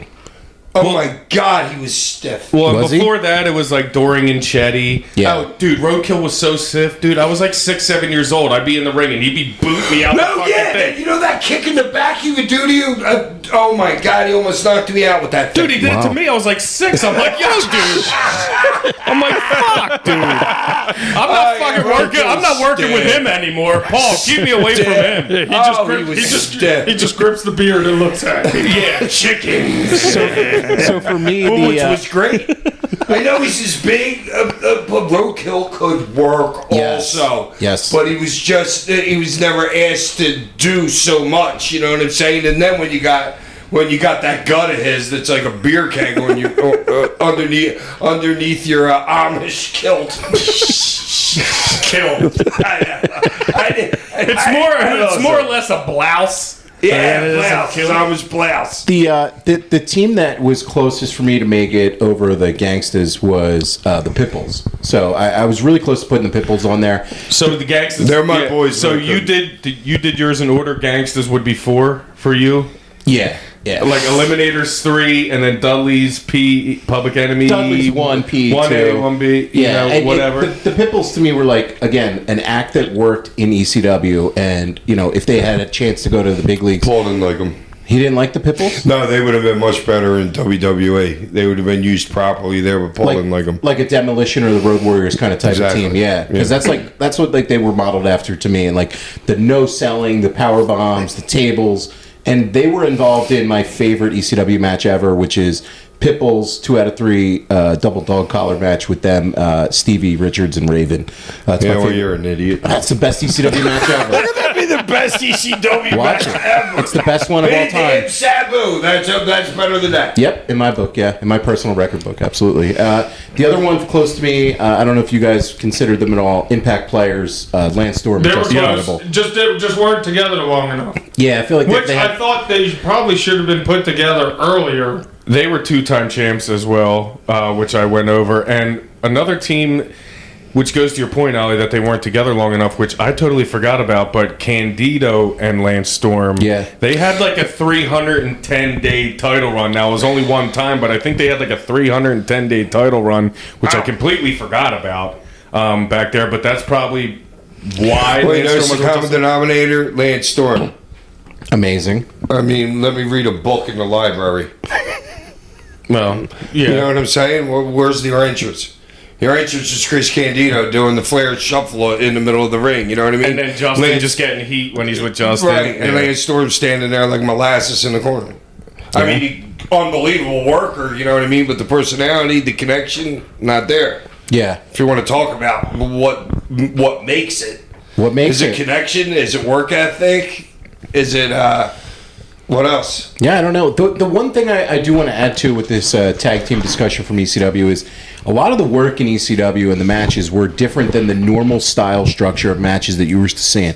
So everybody got real familiar with like the tag team formula, a little heat, a little hot, and the matches had like a flow to them.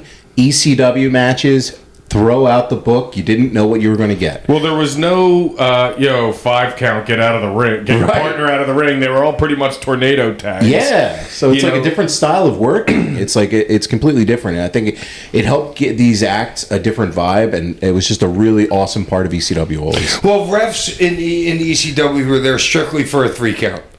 I mean, it's still smoke and mirrors with referees. Right, like, get him in out of the corner. I know, Finnegan's like, oh, 1, 2. Dick Worley back in the day, one of the most famous referees ever. Whenever he got to 7, he would go right back to 1. He'd get to 7 and then go right back to 1 every single time. It was hilarious. Yeah, you didn't necessarily have to see the tag like the ref. Oh no! Now doing the tag rope. Why do they even have a tag? No rope? idea. Don't I'm get me glad started. you just mentioned that. Don't get me started. Multiple times there's tags where nobody's even considering touching the tag rope. It's Like you're in the middle, the guy comes in the middle, do you tag because they do a spot and he doesn't know that you're the hot guy, and then they go in and then they screw it up when the hot guy's not in there. Only when it's important for you to see Right. that Right. there's a. they only something going pretend on. like it's there when they want to. They don't Right. really actually utilize it. And Yeah, but what they should do is utilize it. absolutely. You utilize it to make other things look stronger when they happen. Right. Or make a real cheat look strong. When the refs... I mean, how many cheats do you see that the refs just seeing everything, you know what I mean? You could make it way stronger if on your earlier matches that you bring them under reins a little bit. No outside for 2 minutes, 3 minutes, you know what I'm saying? Bring them under reins. Maybe disqualify some people. Yeah. No, Stuff like that. That would make it work better for the bigger picture. I think you're absolutely right with that, Hack. So that was our ECW Tag Team Mount Rushmore. I think that was a really awesome time to review some Yeah, of those. so we decided that I had the best list easily, I agree. right? You got the same ones I'm as just me, saying. man. I mean, No, we- I also Dudley's PE, Eliminators. they didn't really work that much as a tag, but I'm gonna throw out the BWO and give them their props Yeah. as far as just what they took from the NWO and Taken over. and just got that over, as a group / tag, like that whole deal. So they're on the honorable mention. I do list also for want me. to throw out there close personal friend of the show, Mikey Whipwreck, as well as Cactus. They also deserve a little Mikey bit of and a definitely a great tag team. No. Yeah, their run was great in 96, 95. I love them. What was it, like a week? No, they were. It was a great week. They were 2-time tag team champions.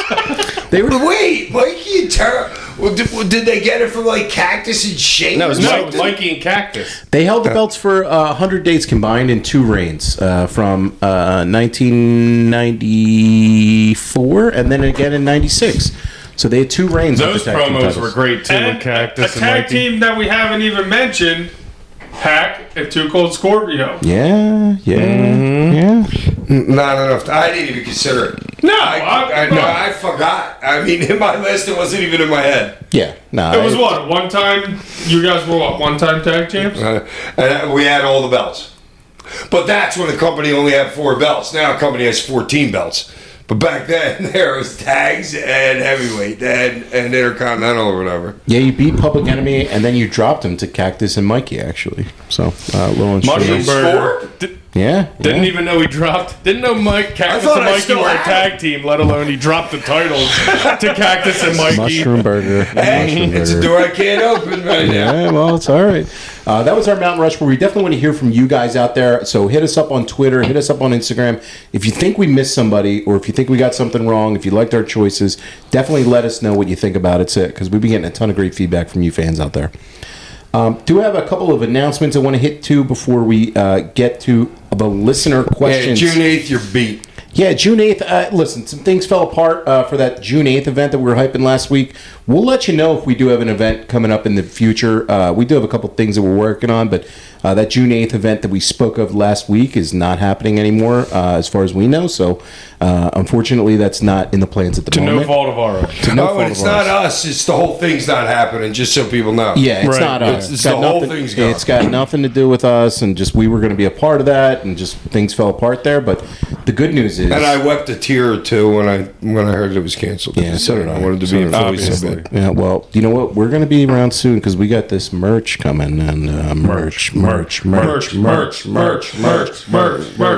we're not a cult. We already told you. All right, Put hack some a money fee. away. Put some money away. Put some money away. All right, because when this stuff Break those comes out, piggy banks open. when this stuff comes out, you're going to need this. Because I'm telling you again, I'm going to keep hyping it until we have an announcement for you Unless guys. you live in a nudist colony, you're definitely maybe going to need it. Just saying. I mean, nudists don't need it, dude. No, but I heard we it's had a still- big demographic in what was that hedonism place? Oh yeah, hedonism In Jamaica. Jamaica. That's right, Uncle Howard. Oh, shouts out to Howard. Hey, out hedonism. Yeah, if you're in the nudist colony, you can use it as accoutrement or some feng shui on your hut that you live in. You know, place it up there. Yeah, I we got hate to admit this, but what the hell is accoutrement? Your accoutrement, Your like girl's you know, pussy? Your accoutrement. No, it is not a mushroom burger. How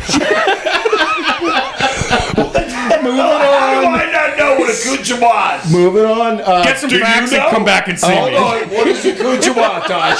Oliver, what is accoutrement? What is accoutrement? Anybody know? It's like a little add-on. You Yeah, know? it's like the extra, like the accoutrement. Yeah, you know, yeah. read a book. Yeah, come on, you illiterate fuck. Also, I gotta say, if you got WWE 2K and you downloaded that Punk pack and you got all the ECW guys, send us in your It's the videos. Sandman pack. It's not the Punk Oh, pack. that's right. I'm sorry, they It's the renamed Sandman. it. The hack pack. It's the Yeah, hack they just pack. happen to have Punk, the Dudleys, and that some guy Terry Funk. Some guy Terry Funk in there, yeah. If you have the hack pack downloaded for WWE 2K, send us in your videos. We will put them up on our story. We can't wait to see them. We shared that great video Dude, from we've got a couple good ones. Mike in Ireland shared that video with us. Thank you, Mikey. You shared that video with us of you wrestling your boy Sami Zayn. And I gotta say, Hack, you put the beat into Sammy in the ring there. I don't know what was going on. Well, of course, because I'm a natural champion and he's not. Oh God, yeah. I know. We actually got a DM from Little Cream Pie. Oh, Cream pie, cream pie, cream pie. Hey, wait, is cream pie? Is cream pie's coochie mama's tag team partner? Yeah, they're all part of the same family. What is it, coochie? What? they're in the Mushroom Burger stable. Yeah, Little Cream Pie has accoutrement. Yo, They're shouts all out part to- of the same family. Shouts out to Little Cream Pie on IG. I can't even say that. Him and who farted. Him and Who Farted. Who Farted? Yo, we see you on IG. Hack loves you, Who Farted. Even though he smelled If you. Little Cream Pie is even the name, but that's how I'm reading it. That's how we're all reading it. Hack, did you smell Who Farted It's Le Creme P. when he hit us up on IG? All right, what the hell is Le Creme P now? It's French for Little Cream Pie. What did you just Google that? You can't possibly know that. No, it's accoutrement. It's all part of the same family, brother. Oliver, we do have a couple of hack You checks get from that out last of a week. movie. I want to get to Like an Adam Sandler movie. a couple hack checks from last week, Oliver, on the show. I've never been wrong, just so you know, before they start. Hold on, I need to regroup for a second. We all need to take a little moment here Little to cream pie will do that to you. stop.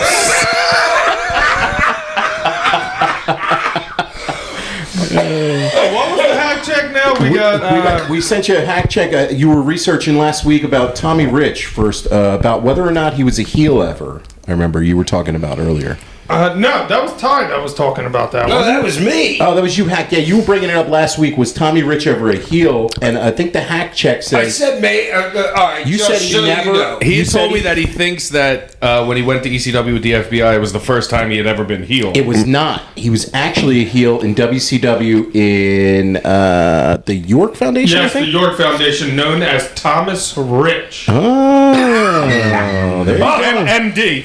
He made it sound like he did his homework there, didn't he? With Richard- also known as with- Thomas Rich. With Richard Morton as well Just in the get, York did you just Foundation. Wikipedia that? Oh, all right. And what was the other one too about the RVD Candido? I know you have the Yeah, other so I actually saw a clip of it on Twitter today. So it was a partner swap match, is what they did. So In reference to last week. yes, in with reference to the It Ain't Seinfeld debacle that we saw. Why Yeah, we did- Candido and Lance Storm came in on the Yeah, Saturday. yeah. okay. So I think in like the following couple of weeks there was a partner swap match. So they did Candido and RVD versus Storm and Sabu, No, so that makes the finish make sense, actually. or Candido and Sabu. Because Ty was saying he was hitting him, and then he was turning. It was a little strange, but it was Yeah. without context that, Right. because we weren't really, up to date with the current booking Yeah, at but the Joey time. should so- have been telling us that. Yeah, Well, there was no commentary. There was during no the feed that commentary we were on the watching. It Ain't Yeah. Seinfeld match. So. Yeah. See, I told you that was a bad idea. It was a watching that great show. idea. Next week, coming up on the show, we are reviewing a legendary event from May of 1995. Enter the Sandman. This was a pretty historic show. You had two matches on the show, Hack. I don't know if you remember them at all, but they were both. Not one bit. All right, so well, good. You're going to watch them and you're going to remember. 'Cause I would have said I'd never worked twice in a night ever. I would have said that too. maybe some of the gimmicks may have taken over for remembering that one. So that's what we're covering next week on the show. Definitely Yeah, take gimmicks. Yeah, gimmicks. Take a. You guys got to watch that before next week. So we're discussing it. As always, coming up now is our listener question Mail segment. time. Send them into sandmanpod@gmail.com. We want to hear from you guys. We've been getting some great questions. So I'm going to start it off right here. Blake in Kansas City. Boo. Hey, Hack. I got to boo KC. I don't forget, man. Sorry, Blake. What does that have to do with anything? Because Are you they- that shallow of a human being? I'm still that salty. You would come. I'm done. I hate the sod Once father. I Lost said his you train would of come, thought. my brain went somewhere else, and I lost everything I I was hate thinking the about. sod father. So sorry, Little Blake. cream You're pie probably once a nice- again. All right. Hey, Hack. ECW's first appearance to Kansas City at the Uptown Theater is still the most fun I've ever had at a wrestling show. Makes sense. After you did a run-in the main event, the crowd started chanting, "We want Raven." After several minutes of this, Raven came out in his street clothes as he hadn't worked on the show. He got on the mic and called you out. Enter Sandman played through a couple times while Raven just sat in the corner before you finally came out. It looked like you came straight from the shower. I'm not even sure you had shoes on. You looked pissed and went nose to nose with Raven, then proceeded to hit him about 20 times with the cane and left without a celebration. Just curious if you remember this and if you were truly pissed. Yeah, there was no shower in the building. I was screwing Missy outside, so I had to put all my clothes back on before I went into the ring and do the thing with Raven. You're serious? You remember that? No. You didn't have her mushroom burger? With a little cream pie? Oh, God. You don't remember it. Sorry, Blake. Sorry, Blake. Sorry, Blake. But come up with another obscure question, and we'll see if I remember. I mean, possibly an Let's impromptu. see if I can open that door. Yeah. Possibly an impromptu spot by Raven. Possibly Hack not realizing his cue. Who knows? N. Pierce writes in, "A Sandman and crew, love the podcast. Thanks for helping me get through shitty days at work. My question is Oh as my follows." God. So wait a minute. M. Pierce from where? He didn't give us a town. You got to give us a Dude, town. so bro. you're at work listening to our stuff. So what is your job? Hopefully you're not running like nuclear reactors or something like that, dude. Seriously. You'll be laughing too much, man. You'll have your guard down. Oh, maybe you're one of those security guards that they put in all the liquor stores now. Did you notice there's a security guard in a liquor store? Yeah, I have. Yeah, and it's a joke. They're all there on their phone. Paul But Blart. I don't know. It just doesn't make any sense. Okay. So if that's your job, then yes, I support it totally. That you should be listening to me every second of your life. Okay. My question is as follows. Say one day Sandman decides he's going to try online dating and signs up at christianmingle.com. What would he say on his profile? I don't believe. Wow, you're going right for that? Christian Mingle? I don't know if that's going to help you, man. No, shock and all. Yeah, Shock and okay, all. all right. Yeah, all right. They're like, this is a bad boy. I don't believe that's your profile. Well, all right. No wonder you did the crucifixion angle, brother. There it is. I don't believe. All right. Well, so that's what he's going to have, Ed Pierce. Give us a town next week and write us back some other time, man. Ed in Shinston, West Virginia. Shinston, West Virginia. Yo, Ed, what are you doing? I don't know. Here we go. Love. Squeal like a pig, you honk. Love in all caps, the pod. Big pop on the email of Sandman and the other guys. Haha. Props to Tyler, Oliver, and Tosh. Any good stories of Hack Myers, cult fan in Philly, and the reactions he always got for his push were always fun to see. Sha. And then shit when people would hit him. People would chant shit back when they hit him. Same with balls. Yeah, it was so interaction back in those days, you know. But the only thing with Shy is I remember me. I think I told you this, guys, this story. We were driving to Florida, me and the Pitbulls, but we had to cut up 200 pounds of pot in the Pitbull's house before we left. So we picked up Hack Myers on the way down there. So I'm driving, I get tired. Hack's like, all right, I'll drive. Hack drives for like 40 minutes and says, oh, he's tired. And then I got Anthony and the Pitbulls driving while I'm in my Sandman van trying to sleep in the back. Yikes. Is there any correlation between your nickname being Hack and wearing Zubaz pants, and then him coming out as Hack Myers also wearing Skull and Crossbones Zubaz I'm sure pants? we had to talk about it, but I've had my name since I've been 5 years old. So Well, I just didn't know like where he I came don't from know, because he came in wearing the he Skull still Crossbone alive? like No, he passed away. Rest in peace. Rest in peace. For Right, Hack Myers. He did also comment, don't hear tons on him though, RIP. Also, the honesty of your thoughts on Taz in the locker room is always fantastic. Keep up the great work, fellas. Why? The Taz haters, please keep texting us, keep calling us, keep showing up at my front door, anything you want. Did anyone else recognize the only reason Tosh knew Hack Myers was dead because the guy's question finished with R.I.P. Hack No, Myers? I knew he was dead. He died. No, I knew he was Tosh dead. is like, yeah, been dead. Yeah, No. I knew he was dead. I know my stuff, man. Rest in peace, Hack It's Myers. so funny that I don't even pick that up. Stop. I remember. Yeah, Hacky's totally dead. R.I.P. Hack Myers. All right. This is one of our favorites. You're back in there in the mix, man. Drummy from Bryan Street Tavern. Drummy. How high's that tab? I don't know, man. Yeah. Sandman, love you, bud. What are your favorite brand of doggy-only hot dogs? What kind of condiments do you like? Also, what is your favorite ladder match of all time? Keep up the good work. All right, so let's start off with the favorite brand of hot dogs. Do you have What one? is a doggy? Wait, what did A he call it? doggy-only hot dog. What the hell's a doggy Is it only a hot dog? hot dog I think for it's a hot dogs? dog. No, I think it's just I a think hot it's dog. not a turkey dog or something. Yeah, I think he means real hot dogs, or I don't know. Actually, I ate a hot dog yesterday with some glizzy? sauerkraut. Yeah, you glizzy gobbler? It was the cheapest ones at the store, so I don't know the rate. So you're not getting Nathan's, or what do you don't have? No, seriously. All beef, or you an all beef guy? Yeah, I'm an all beef guy.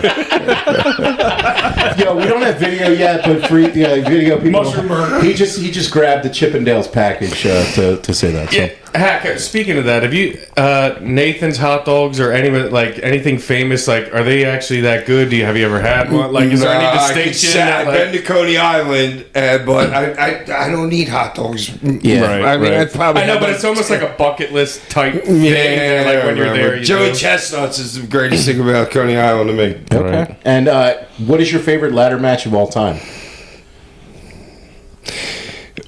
One that he's in? Yeah, or? no, I think he just says favorite ladder match Right. of all time. It probably I don't could know. be either. Yeah, it could be either. Whatever you want it to be, Hack. I don't really have one. He doesn't have one, Drummy. So I don't. keep working on that tab and write us back next week, brother.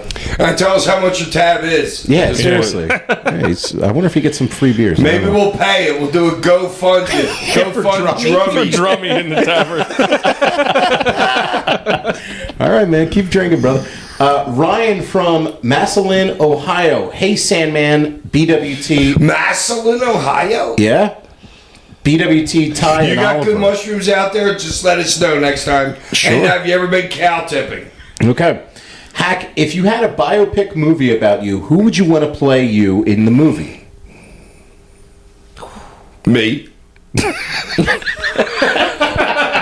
What are you, Howard Stern? You're going to be you in your own movie? Yeah, why would I be? I mean, nobody else can dare touch this. Okay. Can't touch this, dude. I don't know if there's enough makeup on the planet to do a know younger that? version of you. He was almost casted as Duke Nukem What? I could totally see it. in the movie. Yeah, Wow. they were talking about it. Was casting him as Duke Nukem They heard for him an coughing, action though, movie. and they didn't give him the role? Is that what it was? No, I don't think the movie was ever made. Oh, wow. That would have been wild. man. Yeah, I went out there. And the did main something character for is it. Small Soldiers.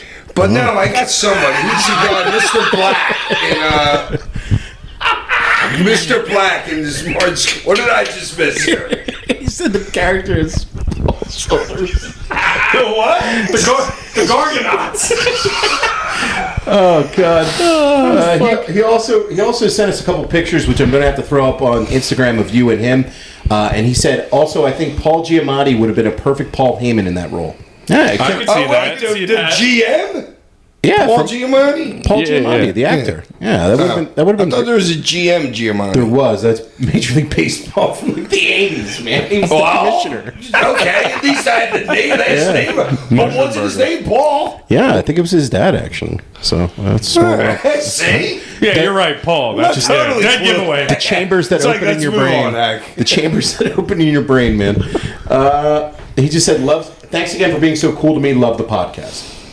Cool. Thanks for listening, bro. Thank you. Yeah, man, keep it up. Tell people about us. Mike from Chicago writes in, Hey, Sandman crew. I had a question for Hack about his infamous tattoo of himself on his inner bicep. Back in the day, me and my friends thought that was cool as hell. What was the inspiration behind this? I got one of my first tattoos in the Sandman spot because of this, although the tattoo artist talked me out of getting it upside down like yours. Well, that's already. Well, the idea came is just one of those light bulbs in your head. I was probably like trying to go to sleep, and you just think about these things that nobody else has done, and it just popped in my head. I'm gonna have a tattoo of my face as I hold up the cane right there with me bleeding and everything, and that was totally my idea. It wasn't anybody else's idea, and that's why it had to be upside down, because when I put my hand, and nobody's looking at it anyway when I have it down by my side anyway, so Yeah, man, we saw it was just to do something that nobody else has done. Yeah. Oh yeah, that's like 8 on my list now. So then, what was the idea behind adding the barbed wire in after? I think the barbed wire. Well, it started just around it started just around the wrist, the barbed wire, and Yeah. then you went all the way up the arm. Yeah, and I don't know that I have this one. I think I had the face before I had the barbed wire. You had the face before the barbed Yeah, wire. and then I just wanted, because my whole idea was to extend it all over my whole body. Like coming in, coming out, and I was going to go down here, and I was going to vine it around my whole body. That would have been cool, man. Well, yeah, isn't There's still You time. got some on your neck too. Yeah. Yeah. Oh, the guy won, what's his name? The Seth. kid. Yeah, Seth. We won. Oh, I was so passed out because I didn't want to deal with the pain. He was doing it in Atlantic City. Were you with me, Ty? Yeah, I was with you, but And yeah. he won something like 4th and Show or something Yeah, for a straight barbed wire tattoo because of the shadowing and stuff that he put on the bottom. Yeah, he worked at Baker Street Tattoo and Media. So if Yeah, you're around there we that go. area- Baker Street Tattoo. All right, If you're still there. We'll plug for you there. Why Awesome. didn't you lay down in Baker Street? Light in your head and dead on your feet. All right. Another crazy day. Yeah. All right, who is that? Gordon Lightfoot. There you go. Oh, wow. Way to go. No, Jerry Rafferty. That's All right. Up next is Brian Mills from Calgary. Brian Mills Brian from Cal- Taken? I will find you. Let's do it again. Get it out, Brian, Mac. Alberta, Canada. Canada. Hello, Sand People. Thanks for reading my question. Sand people. That's what he called Yeah, us. that's I like that, Brian. That's it's what he better called us. than other stiffs Yeah, or whatever that guy other fucking guys. called us. Other guys. We're still mad at you, Pat, or whatever Yeah. that was. Hello, Sand People. Thanks for reading my question about the personal Mount Rushmore. Looking forward to that episode when you get to it. Yeah, we are too, man. We're definitely doing that in the future, so that was a great suggestion. Just wanted to ask the gang a question regarding aura. There's been a lot of talk on Twitter about wrestlers that had it, and the consensus amongst my Twitter pals was that ECW had a ton of wrestlers who had insane aura that translates even today, especially Hack. My question is, why do you think that was the case? The booking, the talent, the crowds, some combination of all of the above. Thanks again, and great job with the podcast, Brian W. So, I don't Yeah, know. great question, Brian. Yeah. To me, aura is. I could feel it even before I was a professional wrestler, or like playing rugby in like my early 20s. You have an aura. An aura to me is when you walk in the room, people look at you. Yes. That's what aura is to me, and you have it or you don't. You can't buy it. You can't sell it. You can't teach it. You just can't. You just like goosebumps on me right now. Either you have it or you don't. And I think a It's lot. that simple. And I think a lot of the reason why ECW was so big, and maybe a lot of the workers, worked in ECW and that not necessarily worked in WCW and WWE. Like the crowd is a huge factor in that aura. I feel like it was such a great crowd that it also created that buzz around wrestler. Even if a wrestler didn't have it specifically, the crowd gave that person that aura. And that was why I think ECW crowd is such a huge part and can't be left out of not only the wrestlers or Paul or anything else, but like they were a huge part of why ECW was so successful. Dude, that's a great point. Think about it. Throw a USWA crowd watching a Jerry Lawler, Bill Dundee main event compared to one of ours, and look what our crowd's doing to what their crowd is doing. Our crowd is on their feet, rocking and rolling. You know what I'm saying? It was like a whole different animal, which helped us all in our aura. Right, and it Yeah. could be a main event of like Tajiri and Mikey versus the FBI, and like the And they're auras right just there. going like crazy They're compared still to, right like there. you said, like a Jerry Lawler who's bigger and whatever. But like the crowd just created that buzz, that aura, and everything that they did. Yeah, adding on to what you said, it's like once you have that relationship established with the crowd, your comfortability level goes up out there, and you know Way you can more. do whatever you want and get it over. Yep. Great point. Now, I think, Brian, I think that was such a great question. I think it was a Yeah, combination we of all should those have things. a top Mount Rushmore of aura. Yeah, well, maybe we You know what should. I'm saying? I mean, like Shane had an aura, Sabu had an aura, yeah. you know, Big There's too O many. had an Yeah, there's aura. too many. Dude, Candido. Yeah, he was Yeah. light. It didn't, God, I wish we got he more was of the him. best Candido. All he was. cared about was popping the boys in the locker room. It was so great to watch him I'm work. sure he did it all the time. I mean, that was such a great question, and honestly, I think like he said, like the talent, the booking, the crowds. I think it was a combination of all those. I think it was the right place, right time, and I think a lot of it was the hunger of the talent. You had a lot of guys in that locker room that had to make it. They wanted to make it. Dude, it wasn't the paycheck. They were doing it for the love of the game. Yes, and they wanted to make it. They wanted to, like a middle finger. You told me I couldn't do this there. I'm going to do it here. If I didn't make it in WCW, no, I'm going to make it here. If I couldn't make it in WWF, no, I'm going to make it here. If everyone else has told me, no, I can't even be a wrestler, I don't have the size for it. I don't have the look for it. I don't have this for it. No, I'm going to make it here. So Yeah, you well, they've definitely been saying to you, you don't have the size for it. Unless you're doing a Kamala gimmick. I'd be a great heavyweight champion anywhere. I'm getting you. Hey, you put the hoop up, I'm jumping through it, dude. You can't leave it open like that. The hoop's got to be big enough. I'm stretching for the fetal off. Shut up. I'm stretching for the fetal off, so we're getting ready for that. All right. As we get ready to finish the 3 pizzas that he brought over tonight. That's just the ones for himself. That's what a project manager does, dude. He had his assistant get Stop. Next up here, as always, Kevin from Dayton, Ohio. Kevin. Hey, fellas, switching it up this week with an NFL schedule question. The schedule was released on Wednesday. What do you see for the Eagles in 2024? I have the Browns going 12-5. Kevin, no one cares about the Browns. I see me on Bourbon Street drunk as hell after the Eagles win in New Orleans. That Saints game. But Kevin has a point that I know you say it a lot, but Cleveland's in a make or break year for that team right now. Definitely. You know what I mean? They got the defense. Can the quarterback do it? I'm sorry, what was the question about His Cleveland? question was, no, he just mentioned he's a Browns fan. I guess, what do you see for the Eagles in 2024? The only Browns I see are in my shorts. Who farted? I mean, it's a make or break year for our head coach for sure. Definitely. I think Disagree. I think Jalen has a bounce back year. I mean, I would like to think so. I could see us winning 11, 12 games. Yeah, I think something like that. I would say 11. I think 11 is probably 2 the new benchmark. coordinators, 6 year in a row. Jalen hasn't had the same offensive coordinator. So you're saying what? AJ Brown, Devontae Smith, Saquon Barkley. Yeah, but all of a sudden, well, then why does Dallas have the same odds to reach the Super Bowl as we do? Dallas always has a lot of money thrown on It's them. because it's Dallas. Dallas money is public I know, money. but you guys don't get it. You switch core.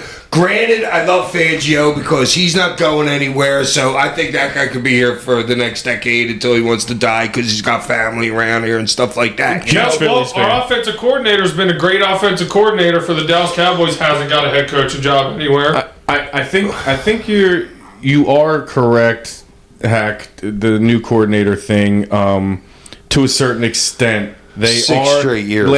Last year we had new coordinators, but they were also first-time coordinators. These guys are actually veteran coordinators that are coming in. Then they're going to let you change the play in the line of scrimmage like we did so many times last Kellen year. Moore has been a play caller before multiple times. He knows what he's doing. Fangio's defensive play caller knows what he's doing. Yes, they are new to this team, and I think you have to take credence to that, but they're also veteran coordinators and know what they're doing. I think a week 5 bye sucks. Yeah, it does. That's awful. It's horrible.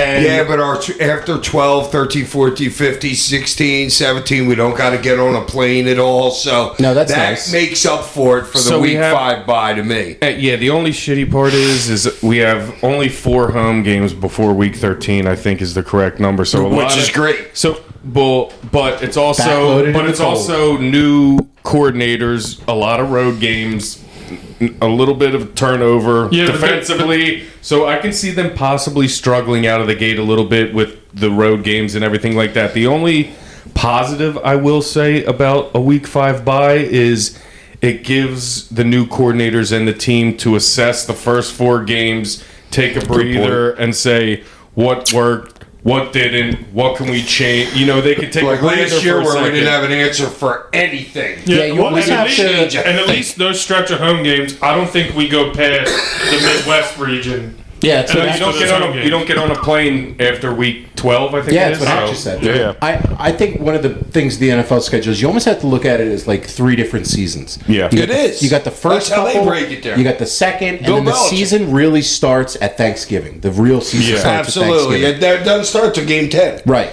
So you kind of like, throw out almost the first half of the year as long as you're staying above What was water. Kansas City's record? Right. Exactly. And they knew when to turn And it then on look and how at to even turn it on. Denver with, what's his name, started out horrible. And then but- turned it around. They gave up 70 points early in the year, and then by the end of the year, their defense is pretty good. And that's so it's you got to try to understand the season's really a long season with those 18 Is weeks. Russell still there? Pittsburgh. Who? Pittsburgh. Yeah, he went to Oh, Pittsburgh. yeah, that's right. Yeah. And that's the only that's a great point that you bring up, like breaking it down into section is that's the only positive I can see out of having such an early bye at week 5 is you can take that first 4 games and assess it. Like you have a new team, new coordinators, a lot of the same guys on offense, but you're missing Kelsey.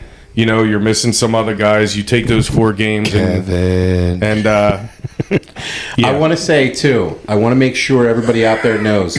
The Eagles put out their schedule release video, and everybody puts out schedule release videos. They make a big deal of them. Our close personal friend, our boy Malik, was in the video for the Yo, Eagles. dickhead. Yo, dickhead. I'd love to see him. Seriously? You didn't see him yet, Hacker? I At the showed that real to us. Malik Joe on Instagram. Yes. Yo, Yo, give Malik. him a follow. He's I hilarious. just watched The Wizard of Oz for the first time.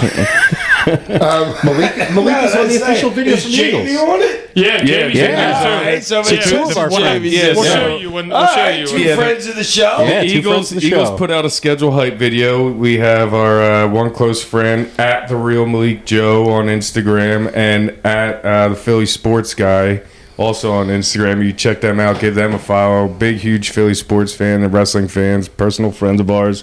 The We video live was funny. sports here in Philly. Yeah, and just happy for you, Malik, and go Birds. Mm-hmm. Big things this year. Next week, Shut! Please don't ever do that. next week on the show is Enter Sandman.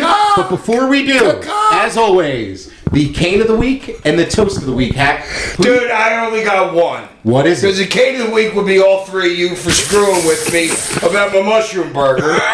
And the toast of the week is the mushroom burger. Oh, Eric Bischoff and used mushroom burger that you had in Atlanta. You double in teamed the mushroom 1998. burger. How apropos. Shout out Little Creep Pie. Was it at the Gold Club? No, how many more French sayings you got going on here today? Listen, I'm the sophisticated one on the show. We all know that. Yeah. S'il vous plaît. All right, on that note, catch us next week for Enter Sandman. Peace. We'll talk to you then. Later.